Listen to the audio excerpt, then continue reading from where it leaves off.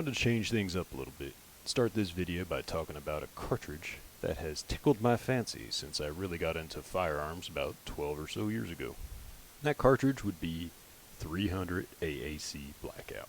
I was a fairly early adopter of this cartridge back when it made its first big commercial push. Most of that was me being sold on the flashy marketing that AAC was doing at the time. I do like shiny things. So in this video, I'm going to talk about the history of the 300 AAC Blackout cartridge and its development, which will help lay the foundation for explaining why I'm a big fan of it. But fret not, I will give you some gun porn as well and go over my first 300 AAC Blackout rifle that I have affectionately dubbed my fake-ass Honey Badger build. In full transparency, you can find a lot of this information on the history of the cartridge on Wikipedia. But the bits that I'm going to share with you have been gleaned from interviews that Mr. Kevin Brittingham has done over the years. For those of you who may not know, Kevin Brittingham is the former founder and CEO of Advanced Armament Company, or AAC, and he's since started the company Q, famous for their fixed bolt rifles and, of course, the real Honey Badger. So lots of good info can be learned from older episodes of the Q podcasts. Or, if podcasts aren't your thing, did a pretty concise version of the history of the gun in an interview with Talon Sai over at the Sunday Gun Day YouTube channel. 300 AAC Blackout was developed a little over 10 years ago by Advanced Armament Corporation in response to a request from an undisclosed SOCOM unit. The unit in question was looking for something that would perform better than the MP5SD for close quarter engagements. Short-barreled ARs don't get the great ballistic performance since 5.56 was designed for use out of a 20-inch rifle. And though they've tweaked the formula over the years to get better performance out of 16-inch and now 14.5-inch guns, but it's still not all that great coming out of a 10-inch barrel. Conversely, the 9mm or the MP5SD isn't hitting all that hard, and it's useless out to extended ranges. SOCOM had been using the little dinky 9mm or the 5.56, and they wanted to graduate to a big boy caliber. So originally the SOCOM unit wanted AR uppers chambered in 7.62 by 39, but there were a few problems with that request. 7.62 by 39 does not run reliably in an AR platform for a variety of reasons. To feed reliably, AK mags have the famous banana bend, whereas the taper of a 5.56 is much less exaggerated. So, you ain't going to be able to put one of these guys into this feedy hole, so you got to try and figure out a way to make something with this geometry work with that kind of bullet. Few companies have tried. Some are more successful than others, but ultimately this is still problematic, especially when you start talking about running full auto. The other problem with going with 7.62 by 39 out of an AR-15 is that in order to make the bolt work, you got to open up the bolt face because there's a significant difference between this little guy and this big ass guy. So by shaving off all the extra material, you weaken the bolt face, you make it so that things can start breaking, especially over some hard use. And when you add one of these things to the end of a gun, it tends to increase the back pressure, so it cycles faster, it gets more beat up. The idea of using an AR-15 upper chambered in the big boy bullet was not really going to work out all that well. So, after going back and forth with AAC for a little bit of time, Mr. Brittingham convinced him, don't do that. That's dumb as shit. So they went to plan B. Now, that same SOCOM unit was working with 300 Whisper. 300 Whisper is essentially what would end up becoming 300 AAC Blackout. The difference being that 300 Whisper used traditional 308 bullets pressed down into the next down case. So this was not quite as reliable coming out of a standard AR-15 magazine, and you didn't have quite as many options for subsonic loads with the bullet weights and so forth and so on. So AAC had just gotten bought out by Remington.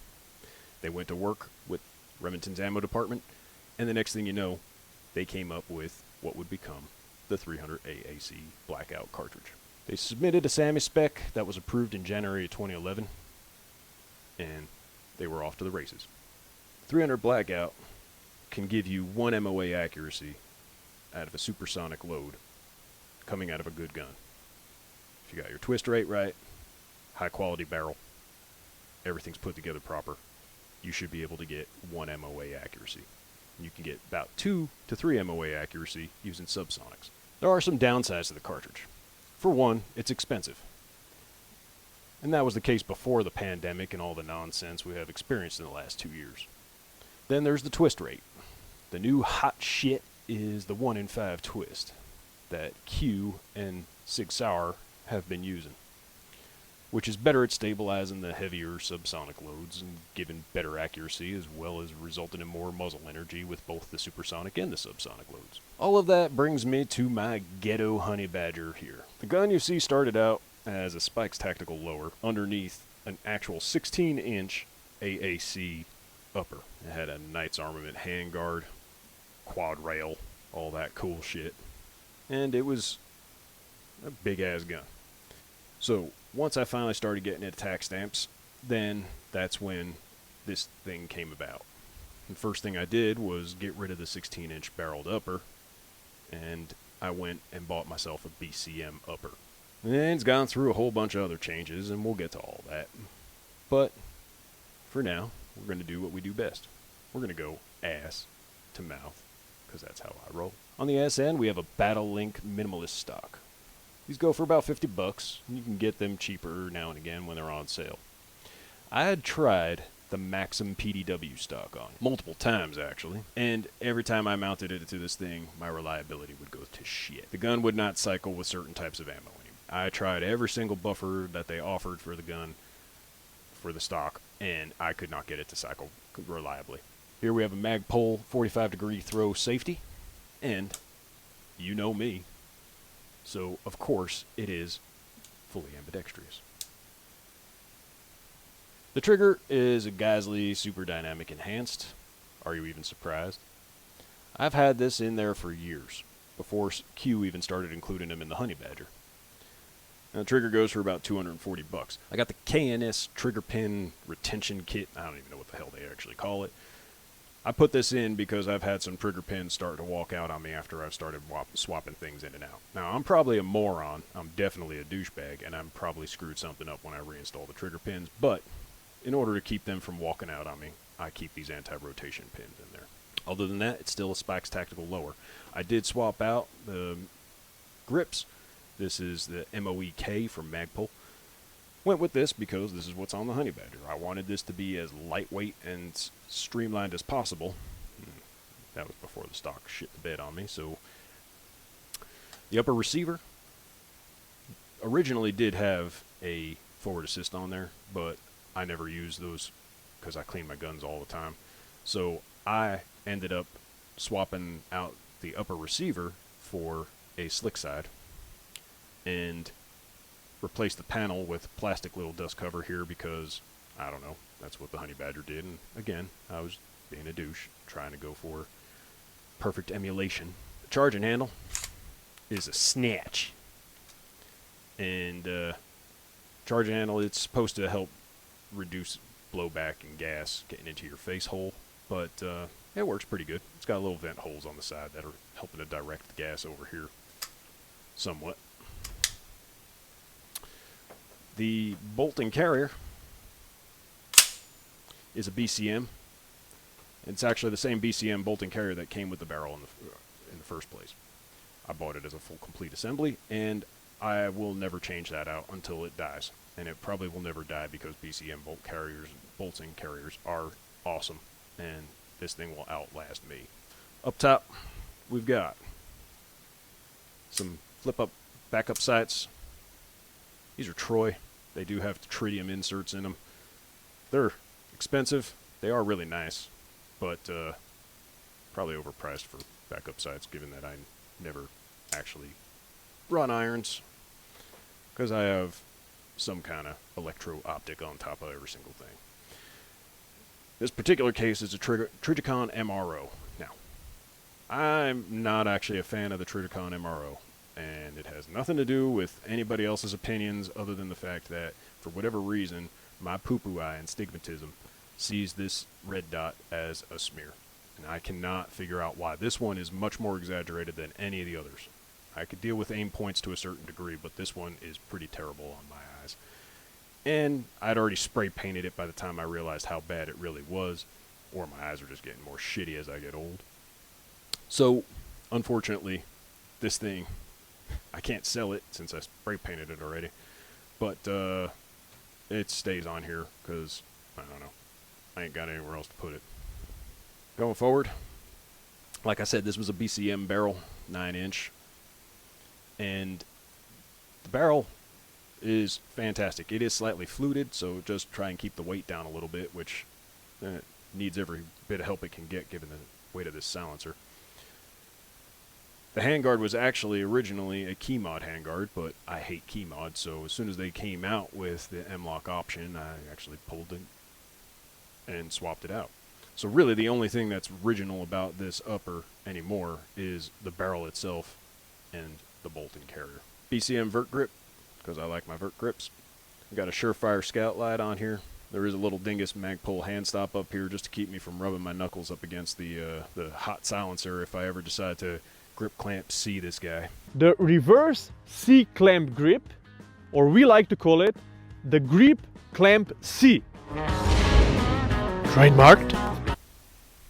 And the silencer is an AAC 7.62 SDN6. This guy is heavy given modern options, especially those titanium ones that Q now makes. But this sucker is extremely effective, and it is a tank. You can bang it off of everything, you can drop it on anything. This will outlast me. So what do I think about this rifle? Well, once I got into the whole tax stamp and SBR and all that jazz, and then I got the silencer, I shot this thing every chance I could get. There's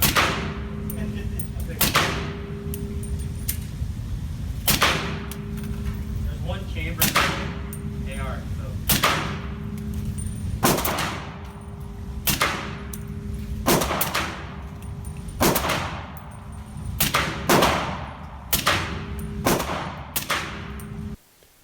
I scored some cheap ammo a long time ago.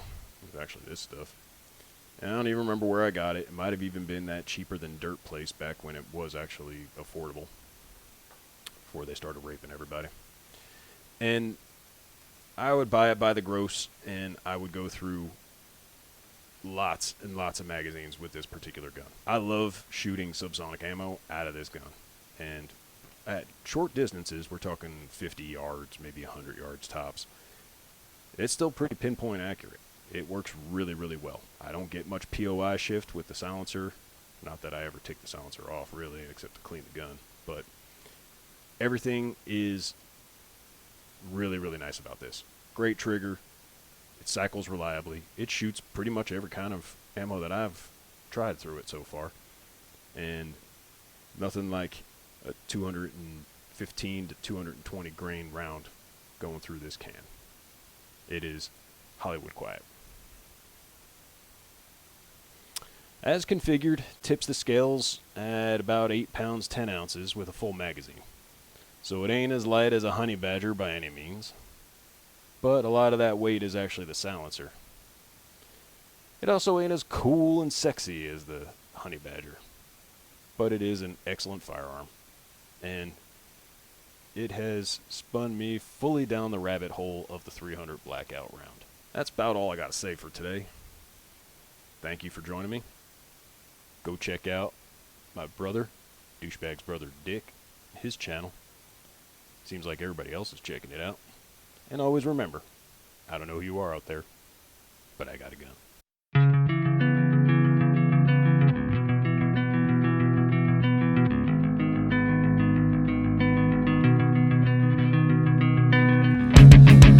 Tangled in a web, I'm already dead. Might as well just give it up.